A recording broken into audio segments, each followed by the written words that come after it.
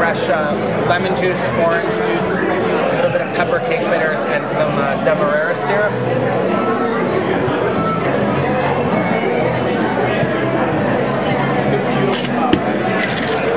shake all of those together.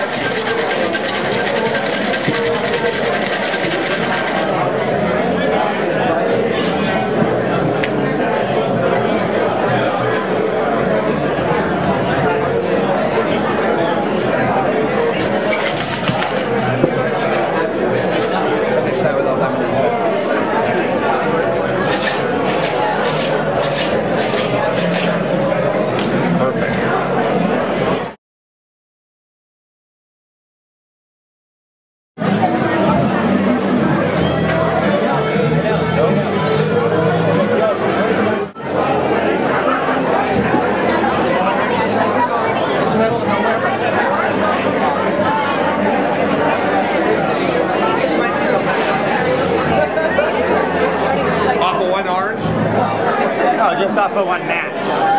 Yeah, way more.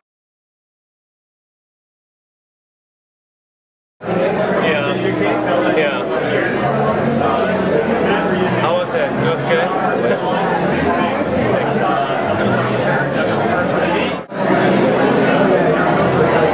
I'm James Slaby.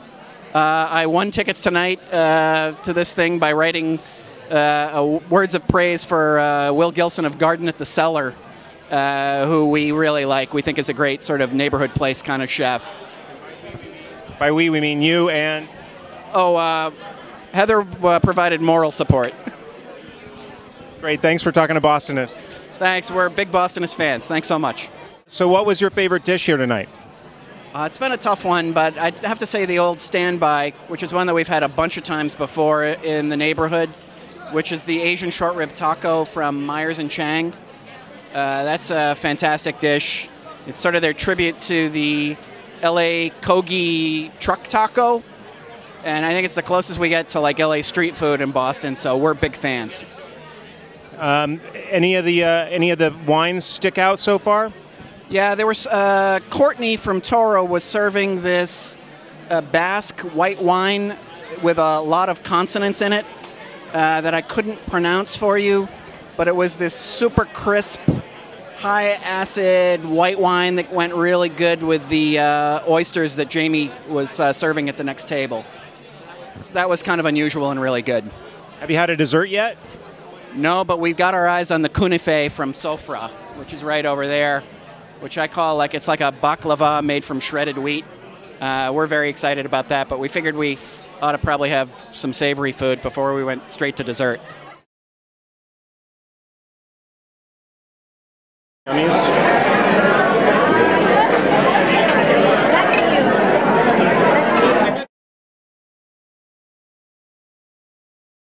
We're speaking with Martin Daraz, brand ambassador of Highland Park Scotch whiskey, and we're going to ask him a few questions about Highland Park and where it is in Scotland, the history of it, and how it's different from other scotches you might just see behind the bar at your local watering hole. So maybe, Martin, tell us a bit about Highland Park.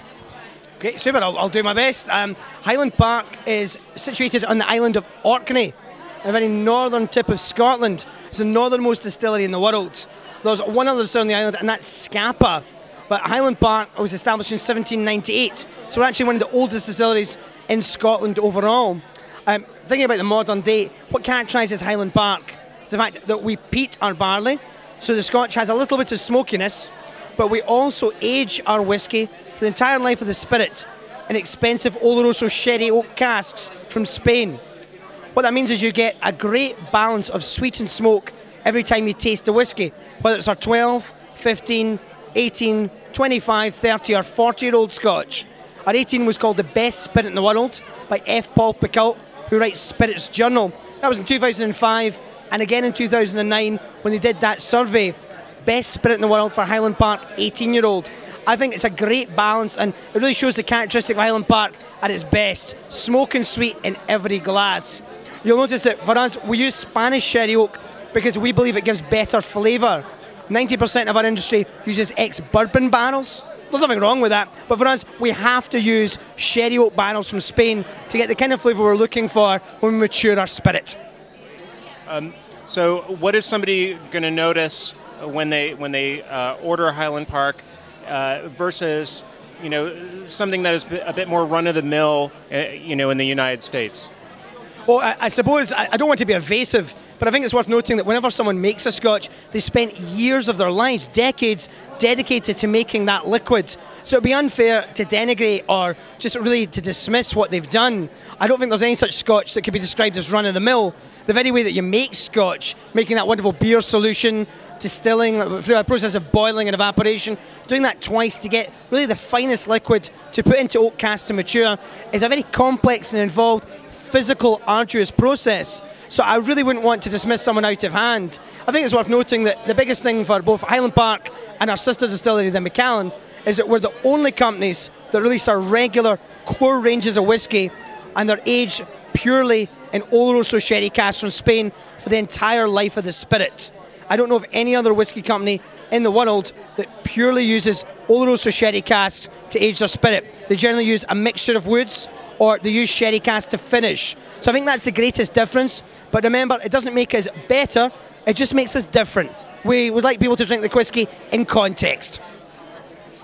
What might they notice? In terms of the taste, is I know there's a difference between obviously the taste between a 12-year and a 15-year. But let's say we talk about the 15, the best spirit in the world. That was the 18-year-old that was the best spirit in the world. Not to say that our 15 isn't equally great, but you have to pay a little bit more for the 18-year-old to get that accolade. Sure, okay. Well, what might you notice? I mean, I'm a bit familiar with Macallan. That's a favorite of mine. So as a touch point, maybe tell us a difference between the Macallan and Highland Park. Oh, certainly, I'd be very happy to. The key thing is Macallan is unpeated. We don't peat the barley, we don't expose the barley to any source of smoke or peat prior to making the whiskey. Still aged in Oloroso sherry casks, so what you're going to get is a significant difference in flavour because there's no peat. Generally, whenever you talk about peaty whiskey, talk about whiskies that come from islands like Isla or Skye. And now, those kind of whiskies, generally they're coming from an area that has a different climate to Orkney. Remember, Orkney's all the way up north. It's the same latitude as Anchorage, Alaska, or Oslo in Norway. So it's a different terroir, to borrow a winemaking term. The peat burns differently and gives different flavour. Plus, we don't use as much of it. We measure smoke or phenolic content in parts per million. Highland Park's probably about less than 20 parts per million, whereas a whiskey from Islay could be over 40 or 50, sometimes higher. So the key difference between a Macallan or a Highland Park, the key similarity is that they're aged in sherry. The key difference is Macallan is unpeated and Highland Park is gently peated. But that also gives an answer to the distinction between those whiskies compared to other whiskies on the market. Well, Martin, thanks very much for talking to Bostonists. We will try to follow your advice. Great, thank you very much. And please remember, please drink our products and other whiskey companies' products very, very responsibly. Thank you very much for listening. Cheers.